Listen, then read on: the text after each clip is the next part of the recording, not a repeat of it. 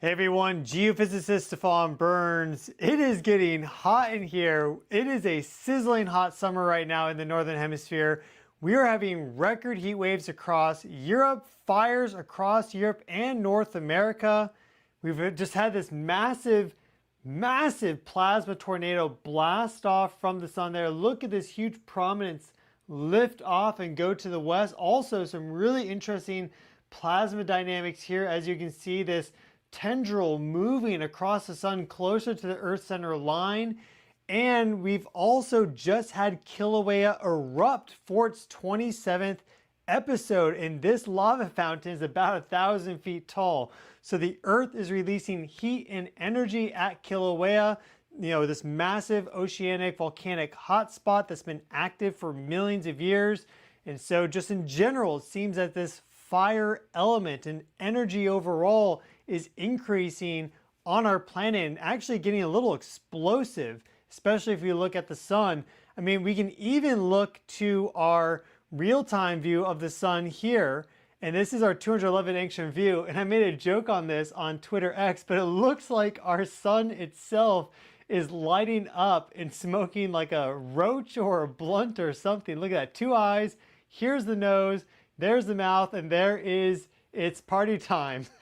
So there just seems to be an expression of fire energies right now at this moment in time. I'm your host, Stefan Burns. We are going to dive into it. Let us start with this plasma filament and what's been happening in the sun. Then we're going to go into the European heat waves. We'll talk more about Kilauea as well. But this plasma filament just finally launched off. It's actually a prominence, but I've been calling it like a twister or a tornado because they often spiral like this, and well, that's what a tornado is. It was about 22 Earths tall right there before it finally blasted off. So you can just see just how big this structure became, nearly about the radius of the sun itself. So a massive expulsion of plasma from the sun, not Earth directed. We do have a coronal mass ejection inbound. It was a weak partial halo. We talked about that in today's video this morning. That is expected to impact around July 2nd to 3rd. Apologies for saying June in that video. I guess my mind was just steered to June. And this plasma filament kind of racing across the frontier. See how it kind of moves across? That's interesting. I don't know exactly what the deal is with that, because it does seem that some of it kind of goes off like this, but I think it's too far to the south to interact with us. Now, if we do go back to our view of the sun lighting up, enjoying all the heat and chaos it's causing, you'll notice that this is actually a coronal hole, which is a dark spot on the sun. It emits a high-speed stream of ions. We just got out of a high-speed stream impact. You may be wondering, like, why is all these fires and heat waves popping off at this moment in time? Why is Kilauea erupting? Like, why? Just based off of my observation, it looks like there's a greater expression of fire energy in that element right now here on Earth. So we're going to get into that. There's a few possible explanations, and one of them is a little bit more esoteric. We'll play with all of them. But this is a coronal hole. Coronal hole emits a high-speed stream. This is the structure that hit us before. Raised the solar wind velocity up to about 700 to 800 kilometers per second. We actually had a little bit of an earthquake flurry after that. We also just right now have just had more earthquakes pop off to the south of Japan, a 5.4, I think also a 5.1 or 5.2. So that earthquake swarm is still going on. It's been more than 500, 600, 700 earthquakes now. Might broke 1,000. That's interesting. And we've also had the 2 magnitude 6 plus earthquakes at the Philippines in the past few days. And of course, there's this prophecy for July 5th that something's going to happen, some sort of seismovolcanic event in between Japan and the Philippines. So whether you believe that or not, we just have to wait and find out. And I'm not putting really that many chips on that, but it is interesting how we have all this earthquake activity in those two locations. So this coronal hole high-speed stream is pretty far to the south, but it is getting closer and closer to that Earth geo-effective position over here. May or may not hit us with this high-speed stream. The last time it was there, it didn't really do too much. So I don't think it's going to hit us that strongly, but it could do that.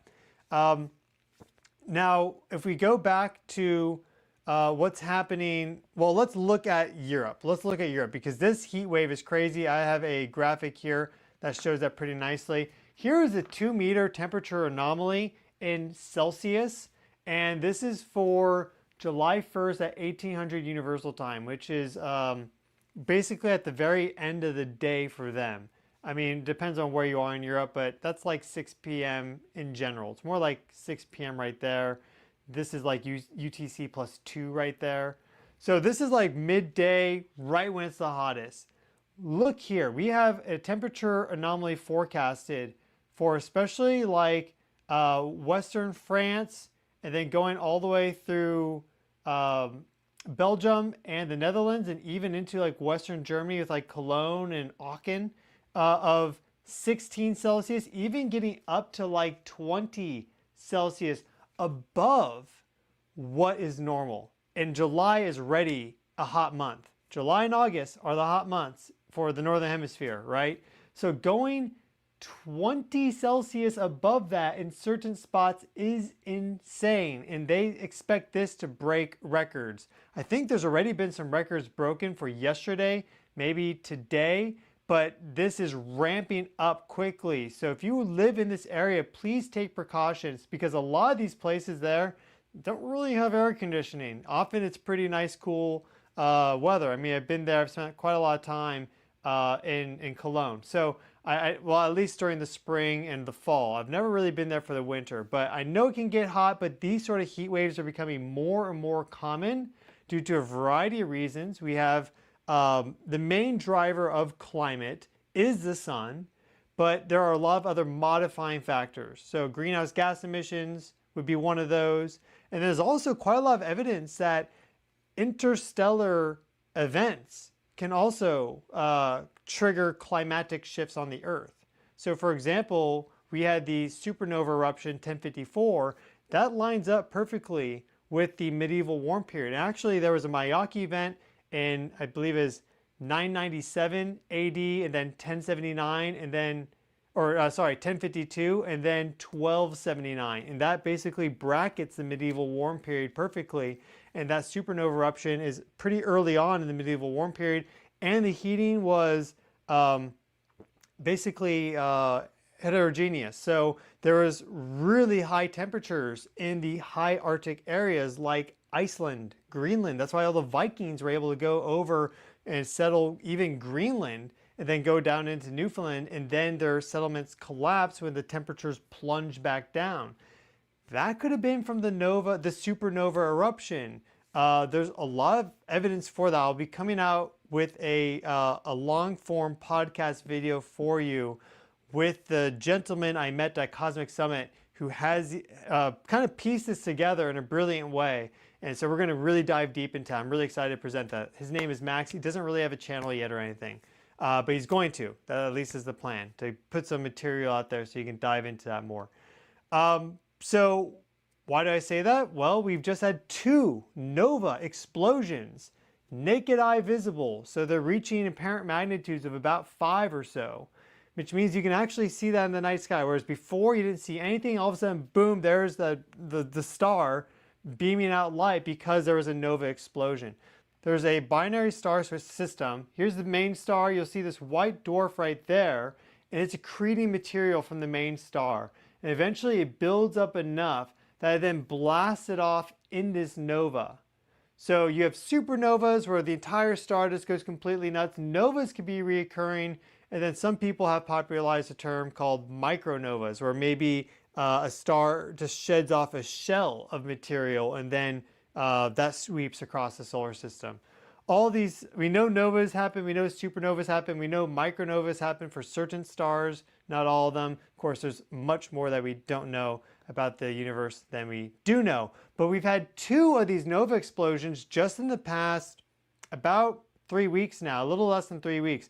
We had V462 Lupi on June 12th, and that energy is still hitting us. It's still very bright in the sky. And then we also had V572 Velorum on June 25th. So that was like a 1-2 punch with these nova explosions, and perhaps that's bringing in energy to our system in a way that we really aren't able to detect yet. Because again, there's actually a lot of evidence that these sort of interstellar massive events like supernovas and novas do have an appreciable effect on Earth geophysically. We'll explore that more again. So if you want to stay up to date on that, then please subscribe to the channel because these videos will come out over the next few weeks. I'm really excited to present that information for you. We also, we have had a lot of fires too. So let's check out our fires before we get back to some of our temperature anomalies, because you can actually see these from space, which is a little wild. So we'll start with where the fires are, have been getting the most attention. They've been active for a few days now, and that is in Turkey.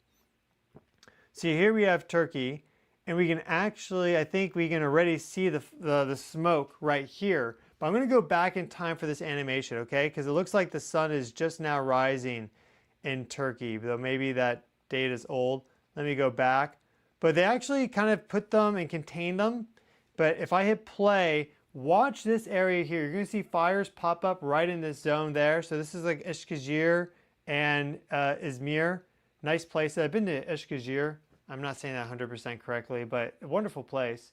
And I have friends in Turkey too, so thankfully they're not affected by these fires. So this is the 26th of June. We're not seeing any fires on the 26th. Okay, so let me go for today. We're actually going to go to today. So here we have the 29th, and let's see what this animation shows us.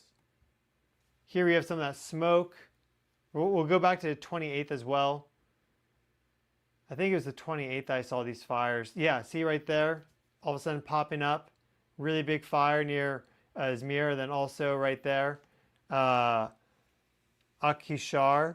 So these fires are active in Turkey, and they've been quite devastating already. So send your prayers to all the people affected there. I think we also see this smoke. Yeah, look at how much smoke we had on the 28th. So these fires have been going on and off, visible from space, which is pretty wild. This is all satellite imagery. See how they're starting up again like this? Right, so on and off fires in Turkey, but it's not the only location. We've also had fires in Greece, though it doesn't show up as, at least I couldn't find it on the satellite imagery. Maybe it's this island. I think, oh, here we go. Oh, now it's Turkey again. So there are fires also nearby in Greece, but not as prolific, you could say. There's fires in Spain, maybe Portugal too, but I definitely saw a report for Spain. But just based on my first look, I didn't see the smoke on the satellite imagery, so I think they're more minor. But we do see the smoke for Utah and California, where we're also having some fires. So give this a watch. We'll see them pop up in Utah and then also down here in California. And I thought I hit play on that. Here we go. So you'll see it pop up. I'm not exactly sure when. I've only watched the loop once. Yeah, so see the fires there and there and there? Yeah, so fires now breaking out across Utah and California. Right there, just in the past 24 hours here. Now it's going nice and fast. It's loaded up. And you can see it's really building pretty quickly. And actually, I can go forward to the latest time. Yeah, so fire, yeah, and see here we see the smoke right there, and we see some of the smoke down there as well. And actually, I'm not sure that's a marine layer or smoke, but in general, California gets a lot of fires. I would know. So though I've been good at avoiding them. So big fires as well across North America and Europe while we have this crazy heat wave coming through. Let's look at our let's look at our temperature right now. This is our average temperature. Okay, so here we have North Africa, of course, gets really hot in the Middle East. God help them. And then Europe, that is not at all abnormal, but you see also India, Southeast Asia, lots of China, really, really hot. It always is there. We see that it is winter for the Southern Hemisphere, so they are enjoying cooler temperatures. And we see, let's get back to North America here. Here we see that there's some really extreme temperatures there in California. This is just the average, just the average. I could go to max. Let's go to max. Tells a different story. We are seeing temperatures even up to like 50 Celsius, which is really insane. In my mind, I was in Israel when it was 48 Celsius. I was in the desert during the summer. Oh my God, that is a story that I do not, and I don't want to relive those days. Though it was great being on the archaeological site, had a blast, but 48 Celsius was brutal. So this is, and even look at this going up into Spain and Portugal. I mean, this is insane. This is not the anomaly. This is just showing the max temperature. So we go to the anomaly there, and this is for right now, the 29th of June. We see that the temperatures are getting up to like 40 and even beyond 45 for parts of Europe. And temperatures are expected to reach like 35 in the UK. So, I mean, it's been 35 here where I am for a few days on and off like a week ago. It's not the end of the world, but the Brits, they're a little hard pressed to take that. So send them some prayers too. Just in general, it can be really difficult when you're used to cool weather, especially for the elderly, and then all of a sudden you get this massive heat wave to roll through. And also, because of that, we had to be mindful of fire risk. If we're seeing fires elsewhere, we could very well have fires in these places pop up as a result. That's basically the formula for California. So you get a huge heat wave, and then you get fires that follow afterwards because there's a lightning pole or electrical pole that goes down, or someone throws out a cigarette and does something stupid, whatever. That's just kind of what happens. Now, the temperatures in North America haven't been anomalously high like they are in Europe right now, but there is a fairly high nighttime temperature, and the dew point is pretty high. Like the humidity is pretty high, especially for the east there. So keep that in mind too, because it's not really cooling off at night. You just see how warm the Atlantic is. You know, the oceans are absorbing a lot of this energy that is being pumped out by the sun due to solar maximum.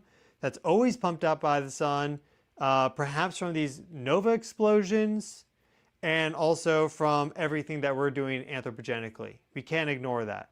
We have to recognize that we do have an effect on this planet.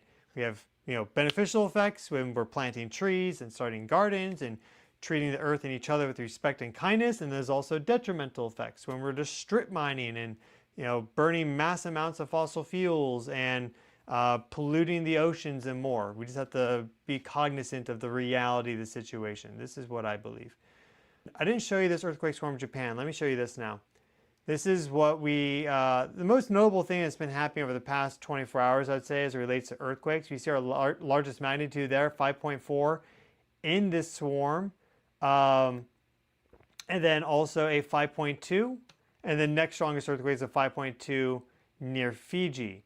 So this earthquake swarm is showing, this is magnitude 2 plus earthquakes, but the Japanese network is going to be showing all the earthquakes. This is not showing a lot of the earthquakes that are occurring, just the strong ones. This is like the global seismic network. So this has been ongoing for a while now. Let me change this to the, let's change it to it's been more than 7 days now, but let's change it to the 7-day view. Here we can see all the earthquakes that have occurred, and we actually see that these largest magnitude ones, they are what's occurring basically right now. This 5.4 being today of the 29th, early in the morning Universal Time, so about nearly 24 hours ago now at this point. But this earthquake swarm hasn't been cooling off. It's actually been growing stronger.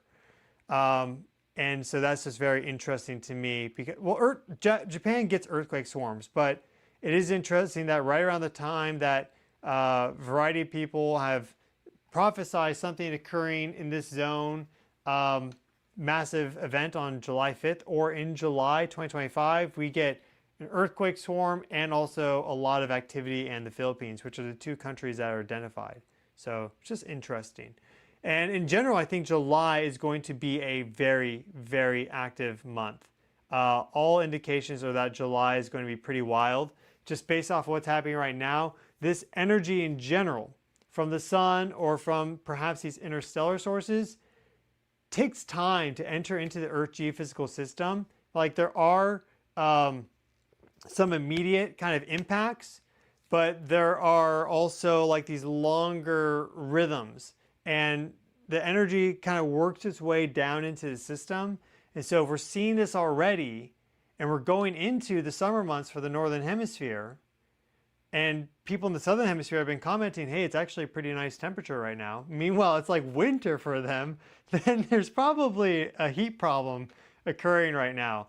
And so there seems to be a little bit of a runaway heat effect on the planet, if we're being honest. Like, I think we've been burying our heads in the sand as it relates to how hot our planet is getting. There's always a risk of a new glacial cycle starting because we do live in interglacial periods, and typically the Earth is in a long glacial period with just a very short duration interglacial. But the reality of the situation right now is that we're entering into like a hothouse or greenhouse Earth scenario, which could shut down maybe the AOMC and then cause that cold snap. But the sun is very active. We've had 300 years of increasing light energy due to the modern maximum, and that just pumped so much energy into the planet throughout that time frame that we're still working with that. And then, like, also don't forget, I think sometimes we don't really think about these things from a very basic perspective.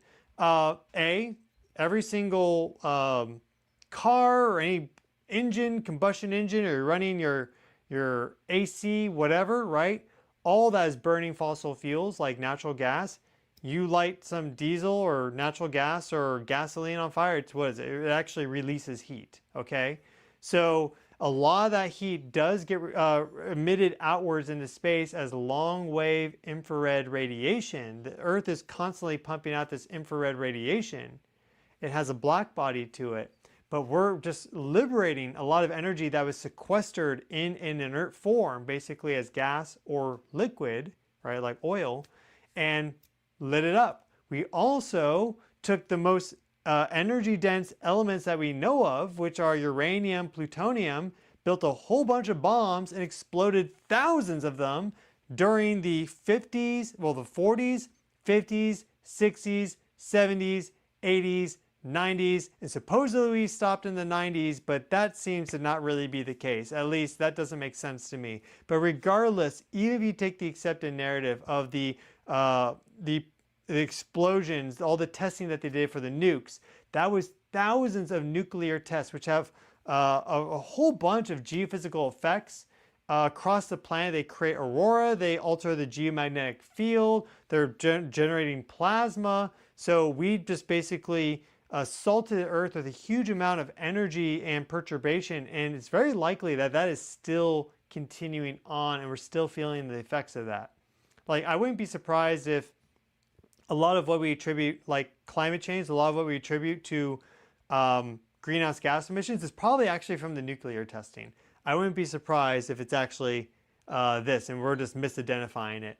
Because all those people that did that testing, they don't want to be thrown in jail, right? Those are all basically crimes against humanity at large. But, you know, they want to walk off into the sunset and pretend that they're heroes for national defense. But instead, they basically started this process on the Earth, which we're now in.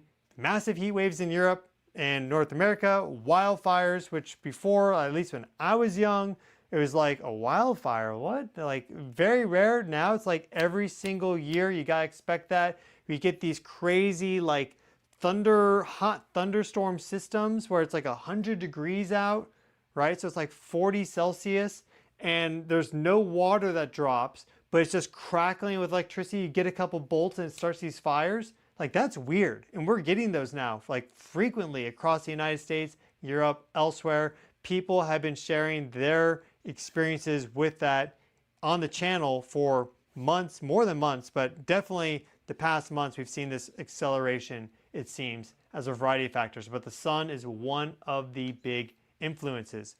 I don't think there's really much else to cover at this point. Just wanted to discuss this. Well, there's one last thing, a potential explanation or a reason why all this is happening. And so let's get into that. Here, just again, we can see this eruption at Kilauea, about 1,000 feet tall. This is episode 27, started up today, really quickly reached these heights, just showing how much energy there is on our planet at this moment in time. Really wild stuff. Okay, now what is it that could be causing this? Well, let me pull something up for you, okay? Because this is a more esoteric science, but it's proven very accurate for me and for thousands and thousands and thousands of people for thousands of years. And that is the science of astrology. And so here we have a Western tropical chart, and we're using this one. It's based off of the seasons. So keep that in mind. It's based off of equinox and solstice points. You use this sort of chart, which is not, these are signs, not constellations, to track specific degree points in the solar system. The local reference frame, not including outside reference frame of the stars. Well, we have an historic conjunction basically taking place right now, going through the end of 2026, you could say. But it is Saturn and Neptune conjuncting at the 0 degree point in Aries. That will happen February of 2026. They are going nearly conjunct at about 2 degrees of Aries this July and around the middle of the month. So Aries is a fire sign. It's primordial initiatory fire. It's like the first sign of the zodiac, like big bang energy. The sun is exalted in Aries. And here we have Saturn, the manifester, bringing things into reality.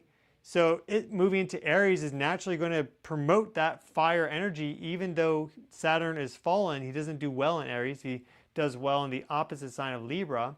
And then Neptune, there is our imagination and our collective consciousness.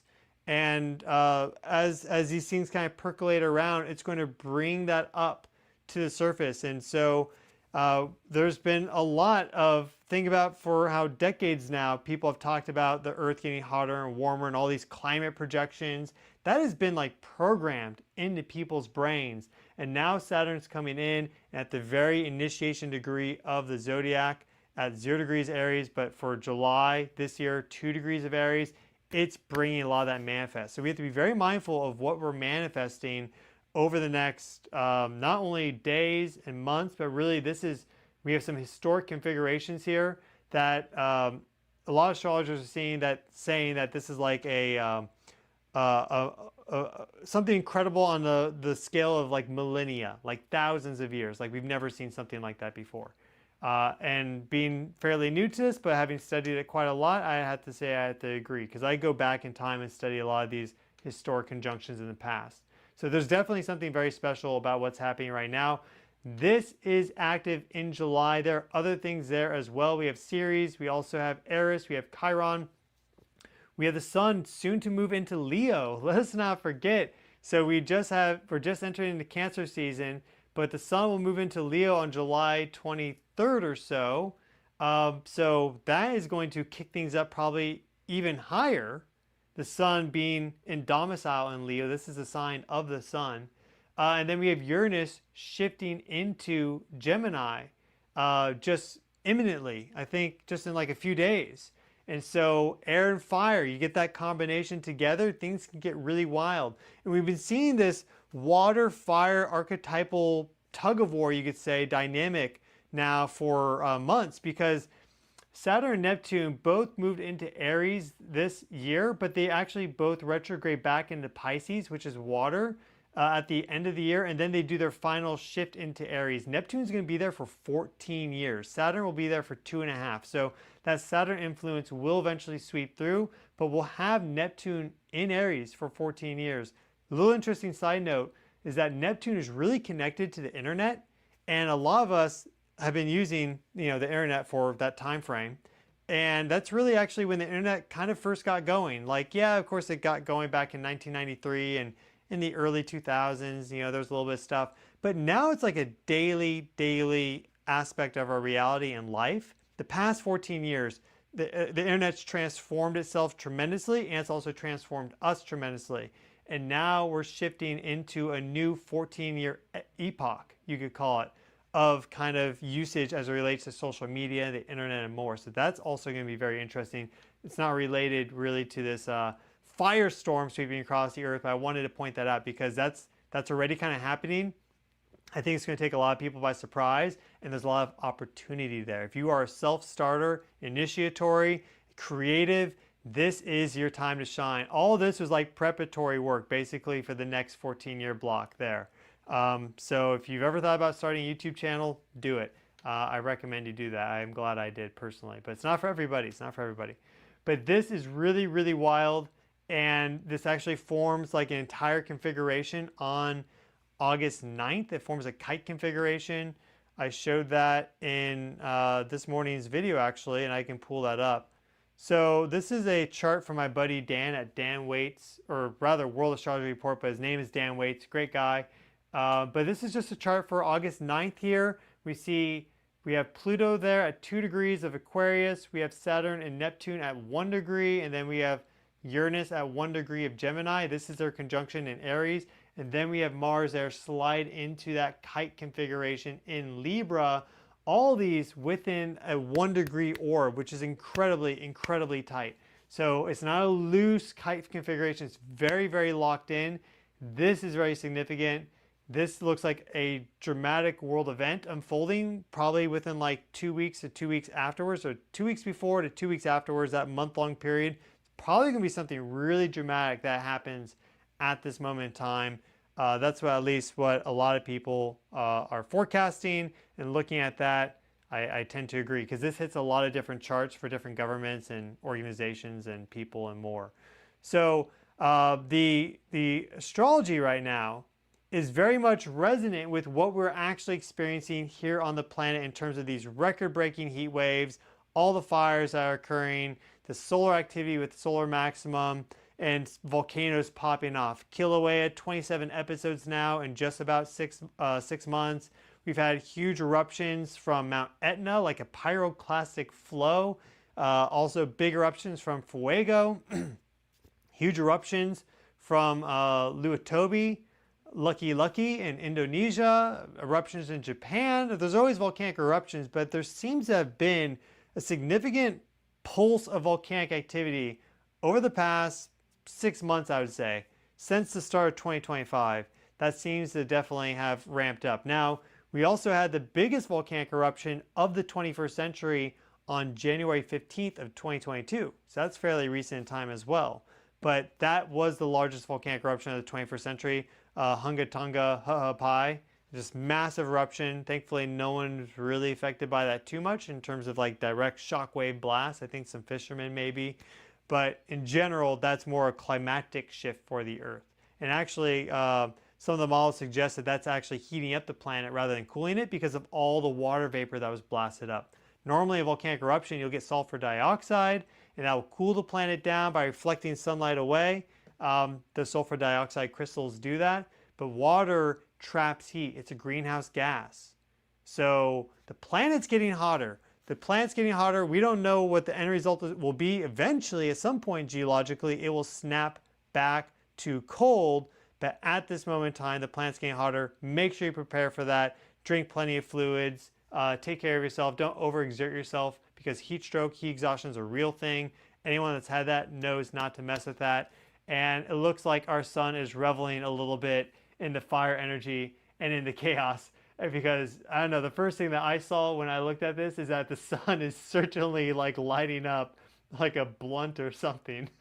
I mean, this just looks like a big blunt. Like the sun's going Snoop Dogg basically right now, or Willie Nelson. But maybe that's my overactive imagination. But I also do think we see signs in the heavens, the stars, the sun, the moon. I think the universe, what the ancient Greeks believed, and actually basically almost every ancient civilization believed, that the universe presented itself to you. All you had to do is pay attention and all the answers would be revealed. And well, here we see the sun having a little bit of fun. Please share how you're feeling and what you're thinking may occur in the future in the chat once the video, like the comment section. That'd be great. I've been your host, Stefan Burns. Thank you all so much for watching. I'm wishing all of you well. On this channel, we cover what's happening with the Earth energetically from all these different angles and perspectives, because that's the best way. If we get as many perspectives as possible, the best way to see what the truth may be, and even then we're still not going to get the truth exactly. That's just the limitation of being a human. But because of that philosophy, which I hold true to, we look at all the different factors. So geologic events like earthquakes, volcanic eruptions, also geophysical energies like the Schumann resonances, how those may change. We look at climate, for example, like in this video, solar activity, space weather, planetary resonances, now like cosmic events like these two recent nova explosions, that could be affecting all of this.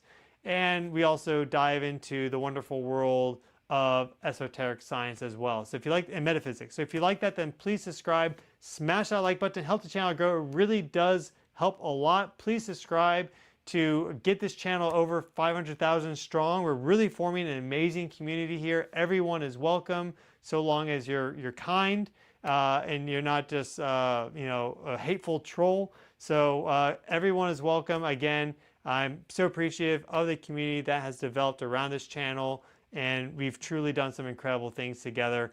And I'm excited to be back with another video very soon. Thank you all so much. Wishing you well. I'll see you all in the next video.